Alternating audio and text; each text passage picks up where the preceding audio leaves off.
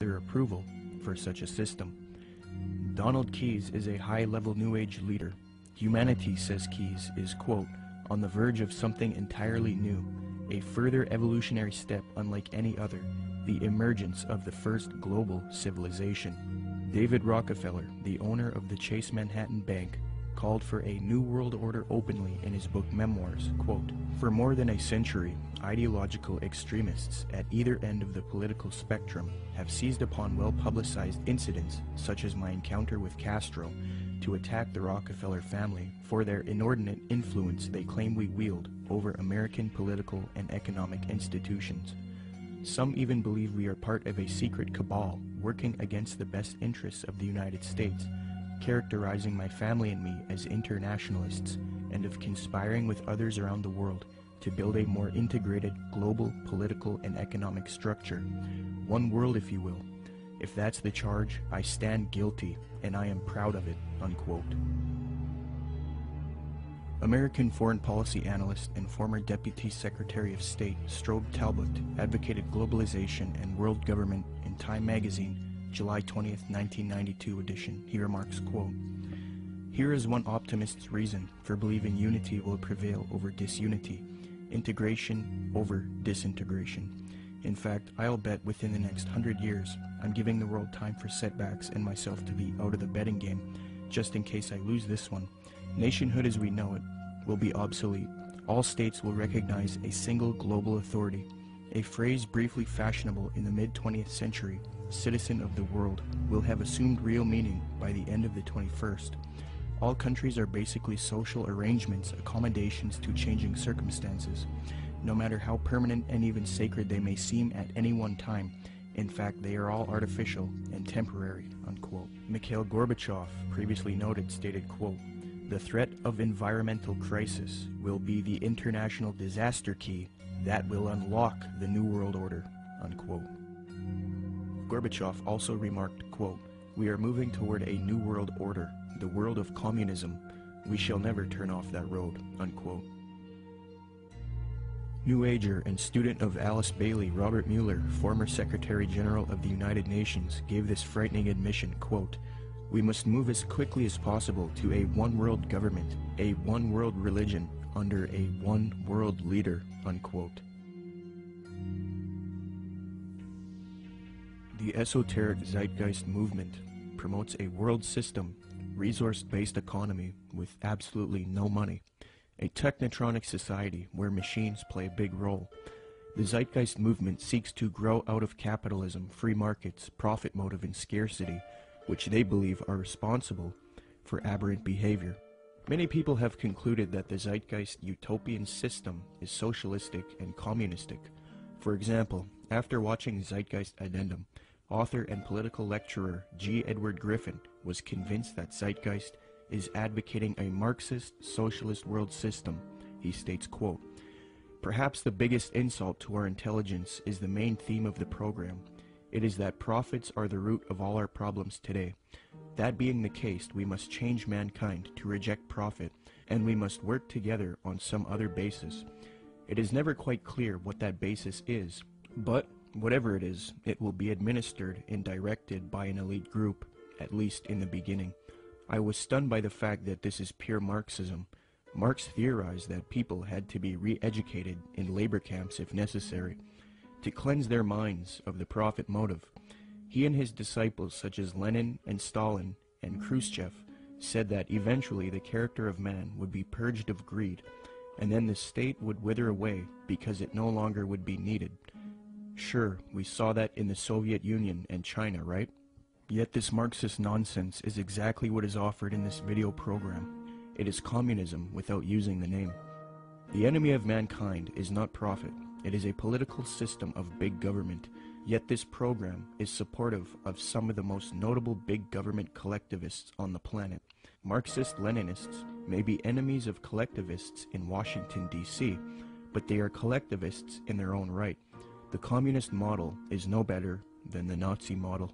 Samuel Adams, a patriotic founding father of America, repudiated communist and socialist ideas. The utopian schemes of leveling, redistribution of wealth, and a community of goods central ownership of the means of production and distribution, are as visionary and impractical as those which vest all property in the crown.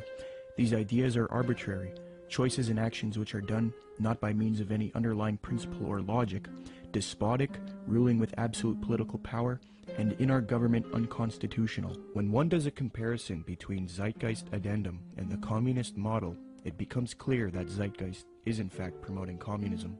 N.B. Godke, in the work Encyclopedic Dictionary of Economics, defines full communism based on the ideals of Marx and Engels and others as, quote, 1. Social wealth will be distributed according to human needs, meaning things that are scarce will be distributed first to those who need them the most.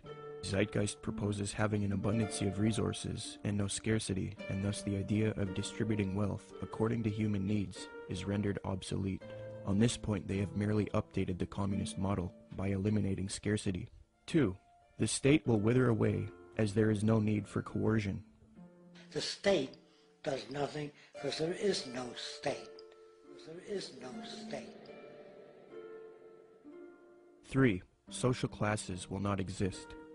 Zeitgeist states, the process which has been going on for centuries, if not millennia, religion, patriotism, race, wealth, class, and every other form of arbitrary separatist identification, thus conceived, has served to create a controlled population utterly malleable in the hands of the few. 4. It will be a moneyless economy. Zeitgeist's associate Jacques Fresco states the system uses no money. 5. It will be a command economy. In other words, government planners decide which goods and services are produced and how they are distributed. According to Zeitgeist, distribution of goods and services without the use of money or tokens would be accomplished by establishing distribution centers. These centers would be similar to expositions, where the advantages of new products are explained and demonstrated. Exhibition centers will display what is new and available and will constantly be updated. So as you can see, a side-by-side comparison between the communist model and the Zeitgeist model shows how similar the concepts are. The Marxist website entitled socialismoryourmoneyback.blogspot.com, after reviewing the Zeitgeist movement and their admissions, stated this on July 26, 2009, quote, "This, surely, is the same as what we call world socialism," unquote. So even the socialists will admit that the Zeitgeist movement is in fact world socialism. Adams Wass explains, quote, "Communism and the Marxist utopia of a moneyless society where products were distributed rather than sold and bought," unquote.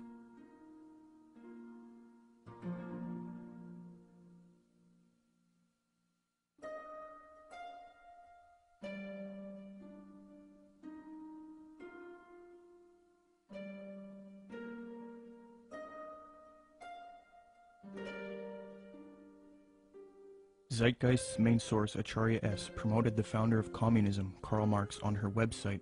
It no longer looks like this, but using archive software, you can see how her website looked in the years past. She quotes Karl Marx, defaming religion, thus showing her support of Marx and communism.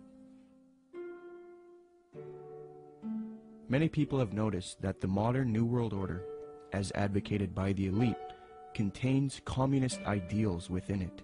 So it seems that Zeitgeist is helping the New World Order with their utopian approach rather than destroying it. They had a biblical philosophy. They gave us a republic. When Ben Franklin walked out of the building, one of the ladies said, "Mr. Franklin, what kind of government did you give us?" He said, "A republic, if you can keep it." Republics are hard to keep. We've lost ours, folks. We are not a republic anymore. We have degenerated to a democracy, and the next step is totalitarianism. We're that close to becoming a totally socialistic and then communistic country in America. You watch, it's going to happen real soon. What they're going to do next time is manufacture a depression, coming real soon probably, collapse the U.S. economy, which can easily be done overnight. And then everybody will line up and say, "Oh, hey, we're starving. What can we do?" We're going to say, "You know, we really got a problem. We need to solve this." Constance Cumby recognized that the New Agers desire a communist world system, quote, "The New Agers feel that the program they are offering the world would satisfy the basic desire of communists in that it proposes a form of world socialism. These books were calling for a new world order with an accompanying global food redistribution program aided, of course, by modern technology, i.e. computers," unquote. A redistribution program aided by modern technology and computers is exactly what the Zeitgeist movement is advocating. Notice how similar Zeitgeist's plan is to the New Age agenda just mentioned in Constance Cumby's book. In the Zeitgeist orientation lecture, Peter Joseph states, "Just as each city has a central organizational dome which functions as the brain along with its nervous system, consisting of computerized environmental monitoring via satellite and electronic probes, the larger world complex absorbs each city and monitors the broad spectrum of the environment, making sure there isn't a problem or material resource needed in any of the individual cities, while also regulating larger order processes for all the cities and the environment as a whole."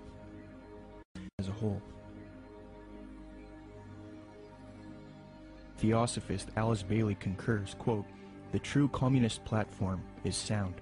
Thus, it is not surprising why Zeitgeist advocates a similar system, as the connection they have to Theosophy and the New Age has already been established.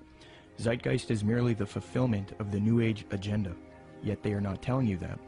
So the Theosophists and New World Order advocates would love nothing more than for people to join the Zeitgeist movement. In fact, at 47 minutes and 25 seconds into the Zeitgeist orientation lecture, Peter Joseph cites a quotation of Karl Pearson. What is interesting is that the man that Joseph admiringly appeals to support his worldview, Karl Pearson, was a notorious eugenicist and social Darwinist who advocated war against certain races.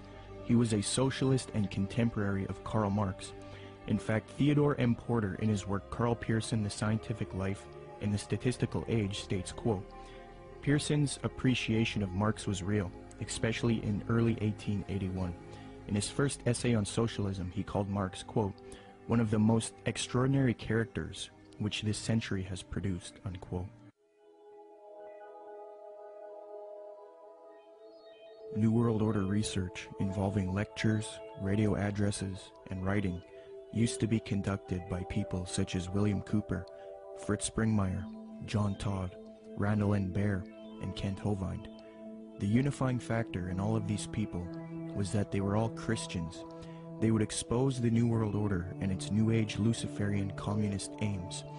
They would promote belief in Jesus Christ and the Word of God, and tell people to resist the mystery religions of Theosophy and Freemasonry while exposing them. However, all of these men have either been murdered or framed and jailed, silenced. William Cooper was shot dead in 2001 as he was ambushed. Fritz Springmeier was framed